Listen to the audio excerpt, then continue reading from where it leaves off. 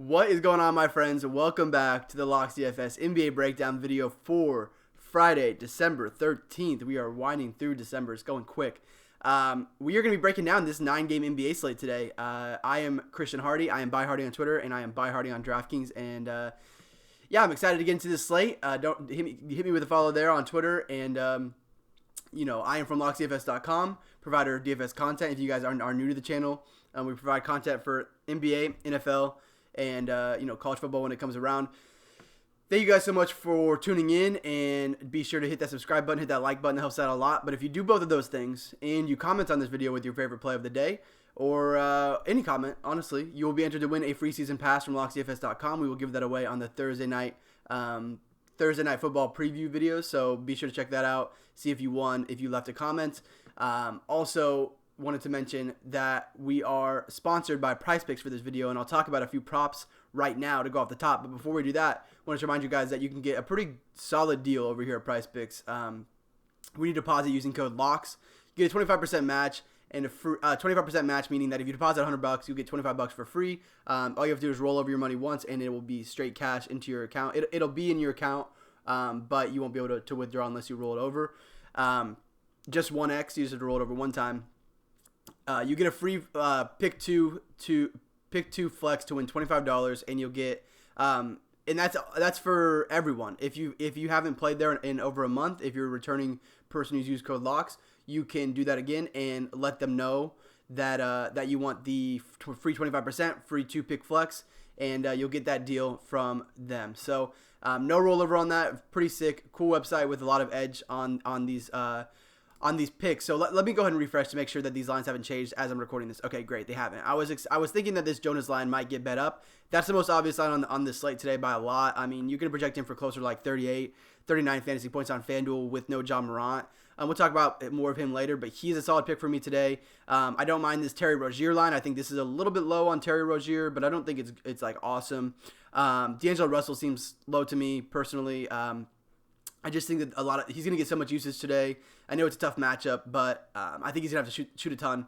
We saw him be on a lot of GPP winning teams just 2 days ago, and that was with Draymond in there. So, he's going to be taking a lot of shots, and he's going to be used a ton for this team. Then the last one I wanted to mention that I don't feel super comfortable taking, but I'm okay with it, is Russell Westbrook, the under on Russell Westbrook at 47. I know that he's probably averaging more than this a game at 47, so it's a little bit scary, and it's always scary to take someone who can just get 47 3/4. That said, it's a tough matchup with Orlando, who plays very slow, has a solid defense.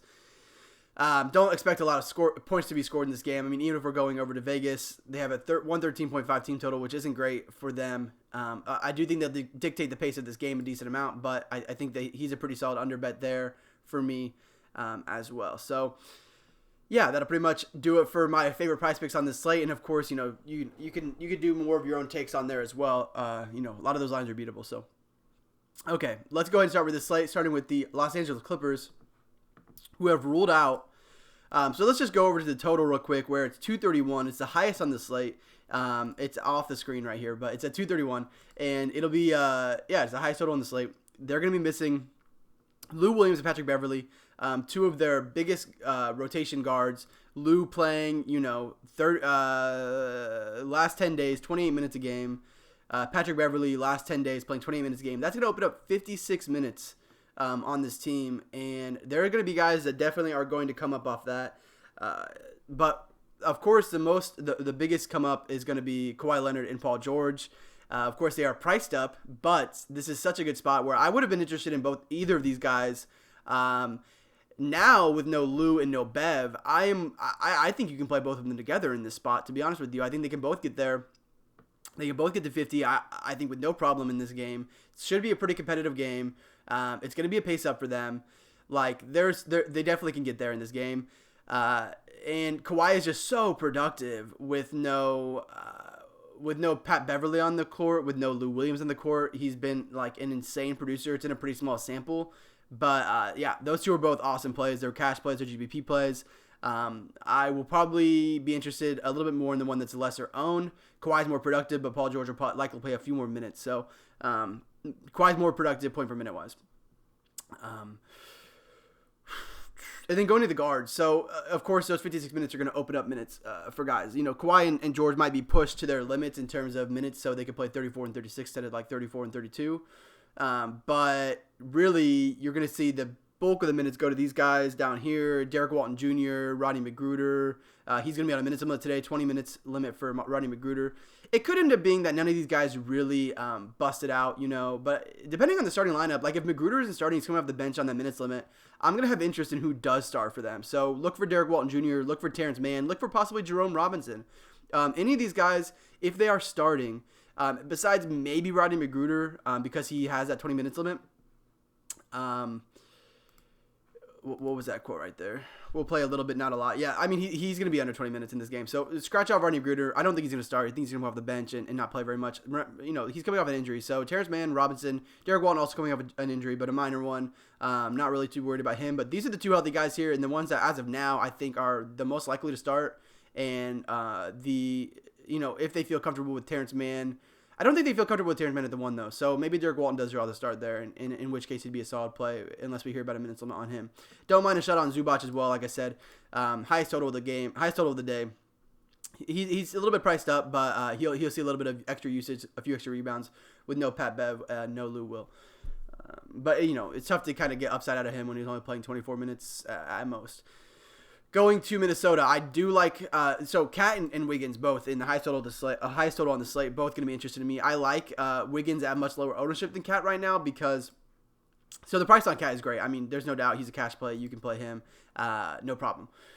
Wiggins to me is interesting because we've been seeing Wiggins start at the 1. Teague, he's been playing, but he's been coming off the bench. I did not know that he had this good of a game against Utah the other day. But Teague's been coming off the bench for the most part. That's crazy. He played 36 minutes. If he's playing 36 minutes, then I probably do have a little bit less interest in Wiggins now, actually. But still, if Wiggins is starting at the 1 and Teague is coming off the bench, Wiggins is going to be getting a lot of point guard minutes, and that's going to increase his point per minute value in terms of getting him more peripherals and getting him more shots. I think he's more of just a GBP play, and maybe even a little bit thinner now if Teague is playing 36 minutes. Didn't know that was the case last game, so I should have done my research before this video. But those are my top 2 run back options on that team. For the Warriors, Golden State has a short bench on this slate as well. They're missing Steph Curry, of course, but they're also missing Draymond Green, who's resting, Eric Pascal, and they're missing Kai Bowman, who got sent to the G League. They don't have an out by his name on DraftKings, which is interesting. But yeah, he got sent to the G League. We also know that Jordan Poole is going to be going to the G League soon, so he's basically out of the rotation. So we've got a pretty tight rotation here for Golden State. D'Angelo Russell is going to play a ton of minutes, and he's a solid play. I mean, I talked about him just a second ago in the PrizePicks. 1.4 fantasy point per minute producer with Bowman, Green, and Pascal off this year. And actually, Marquise Chris is second, but he's still coming off the bench behind Willie Cauley-Stein.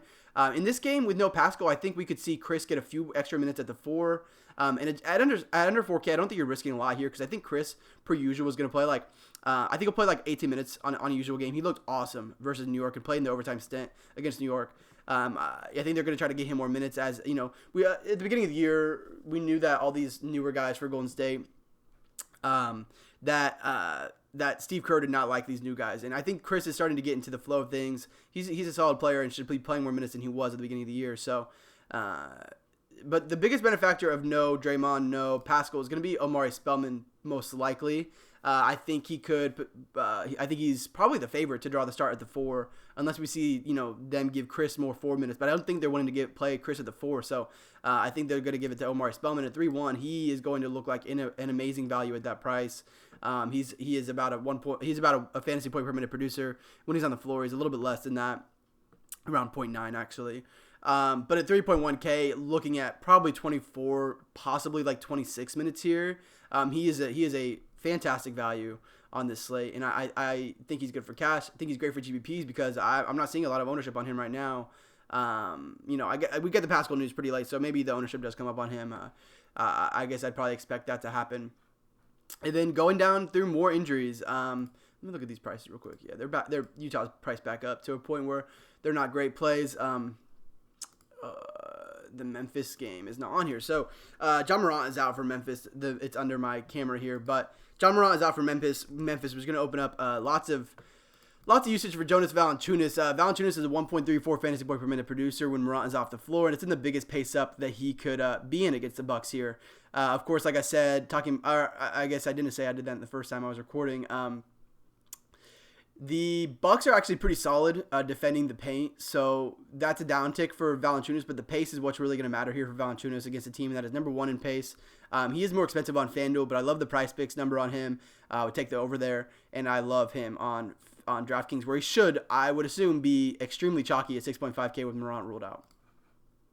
It's just a way too low of a price where it's just a plug and play for me. I know he takes the center spot. The thing about that as well with Valanciunas is that I think it's going to lend a lot of teams to not playing these other centers. So I think a lot of center ownership on this slate. I'm getting more into game theory here, but a lot of ownership on this slate is going to go towards Karl-Anthony Towns and towards Jonas Valanciunas. So all the other guys who are just center eligible, Joel Embiid being the big one here, are not going to be owned very much. And I really like Joel Embiid if he's not going to be owned. If he's only 300 less than Cat, I think he could absolutely outproduce Cat in this spot with no Al Horford versus New Orleans. And actually, we're going to talk about that spot right now. We're going to talk about Philadelphia right now against New Orleans. New Orleans still top 5 in pace. Obviously, a very fast team. Where they are going to be missing Al Horford again tonight. So let's talk first about Mike Scott, who played. He's forward eligible on DraftKings. He played 29 minutes in place of Al Horford last night. He got super hot from 3. He shot all of his shots from 3. Jesus Christ, Mike Scott, put something up in the paint for God's sake. He's 3,000 on DraftKings though, and that's just too low. Like, if he's playing 29 minutes, he could produce about a fantasy point per minute or half a fantasy point per minute and not kill you. And that's pretty much like the floor of any player in NBA DFS is like half a point per minute. So. There's the occasional like Tony Snell's, but even him, he's probably around 0.5 fantasy point per minute. So, yeah, I love Scott at 3K. I think that a lot of people will probably be clicking him in at 3K. He's going to allow you to really stack your lineup up, especially if you're going with like Mike Scott and Spellman. I mean, you're going to really be able to fit some studs in this lineup that you might not otherwise be able to do. I don't know where he'll be owned, but I think that, I don't think he's going to be hitting these threes, but I also think he'll probably get into the paint a little bit more, maybe grab a few more rebounds. It's a really good matchup against New Orleans, who allows a ton of points in the paint. And, of course, the pace-up spot, I think that you'd be an idiot to ignore this 3K spot on Mike Scott here. If assuming that he draws a start in place of Al Horford again. So, obviously, this is a 7 o'clock lock. We'll know before lock. Just keep an eye on it. Let me make sure this isn't anything crazy news for this slate. It isn't. Okay, going over to, I don't know why I flipped over to New Orleans. I want to talk about Philly some more. So Tobias Harris and Ben Simmons are far more chalky than Joel Embiid. And like I said, I think that's just a factor of the center's ownership being pretty condensed right now. So Embiid is actually my favorite play of the 3. I think it's actually not really very close. It's not like you're getting very good prices on Tobias or Ben Simmons. When Joel Embiid is healthy, like these guys don't get a ton of usage. Even when Horford goes off, Simmons doesn't get anything of a boost, like not at all. Tobias gets a slight boost in terms of rebounding. So he had a great game last night, and that's probably why the ownership is so high. I'm cool with Tobias. I would rank them Embiid, Tobias, Ben Simmons for me. I think they're all good plays, but Embiid is the one I want to get to the most, even though in terms of GPPs because he's the lowest owned by half or even 1/3 of the ownership of Simmons and Harris, and that doesn't make a lot of sense to me. So Harris is a great cash play, Simmons is a great cash play, Embiid a great cash play as well. So obviously one injury to monitor is massive injury to monitor is Giannis Antetokounmpo. That game locks at 8 p.m. Eastern, so it's going to be an hour after the slate locks. Obviously, he's going to be one of the best GPP plays on the slate as well if he is ruled in, because it's going to come an hour after lock and no one is going to have the salary to play him. So he should, if he is in, he will be like sub 3% owned. Like, he's not going to be owned at all, and he's 11.2K in a pace-up game against Memphis. I would try to make a team or a few teams, depending on how many lineups you're playing, where you can play Giannis for sure. I mean, the ownership on him and the ownership in general on these guys that are injury problems after lock are just super low. So Giannis is a guy who he could come back and play his normal amount of minutes, play 30 minutes and just smash this year, get to like 65 points. I wouldn't be surprised at all if that happened. However, of course, if Giannis is out, we are going to be right back to these values, and it sucks that I can't click on this game. But you have Bledsoe at 6.7K. He is a fantastic producer. You have Middleton at 6.8K. Lopez is even projecting pretty well without Giannis out. He's going to be at 4.8K. He's got a pretty solid floor. He got in foul trouble last game without Giannis. Could scare people off of him. I'm not really going to be too interested if Giannis is in, but if he's not in, all three of those guys are solid plays. Of course, Ilyasova as well. He got priced up, so he's more of like a middling value to me now. But he played solid minutes. He got the start. Don't mind him at all in this pace-up. It's not a pace-up game, but a solid pace game against Memphis. I believe that this game probably has the second highest total of the day. It does, 227.5. We didn't really talk much about this Hawks game. We'll talk about one guy in a second here. So many plays on this slate. Wanted to mention I like both the Lakers guys. I'm not going to stick on these guys too much. LeBron James and Anthony Davis are both at 10K. I just think the ownership isn't really going to be there on these guys once again, and they're both very solid plays against Miami. Obviously, LeBron's in a revenge game here. Don't really factor that in. I'm just kind of, at 10K, I think they're both solid plays. Anthony Davis really rounding into form for this team. They look incredible. And hopefully the Heat defense can keep it close so that we can see 4 stints from those guys. And then for the Lakers, is their centers are both very, very cheap. No one is out, but the fact that these guys are this cheap right now, you can take a shot on either of them and get upside of 25 points. Don't mind them at all. I'd slightly projections lean toward Howard. I would slightly lean toward McGee because he's starting and he's just starting and he's more likely to play 20 minutes in my opinion. And then lastly, the last guy I'll mention, because I did not talk about this Hawks and Indiana game, in a game that definitely has some solid plays. Brogdon 7.5, Sabonis 8.1. Those are both solid plays. Trae Young at 9.1K. He got a massive, massive price down. He's got a 38% usage rate with John Collins out this year. He's always a threat to double-double. Indiana is a slightly paced down spot. And also, I think that 38% number is still a little bit high. I think he's going to be closer to like 35 with no Collins once we had a real sample with all these guys on the court. Being healthy, like the bench being healthy, like now Cam Reddish is coming off the bench, like they have a deeper bench now, and that's kind of taken a little bit away from Trae Young in his shot, but like he shot 14 times last game, in 32 minutes, so he's gonna play 35 minutes a game upwards. He could play upwards of that, and he's got an awesome usage rate, so like him a lot in GPPs, like him a lot in cash. So that'll pretty much wrap it up. I feel like I talked a lot on this video. Hopefully I gave you guys some good plays, some good game theory. If you guys like it, please, if you guys made it to the end, please hit that like button. It really does help us out so much. If you guys want these videos in your inbox, hit that subscribe button. And best of luck tonight. Take something down. Good luck. And wishing you all the best. And have a good weekend as well. And see you guys next time. Peace.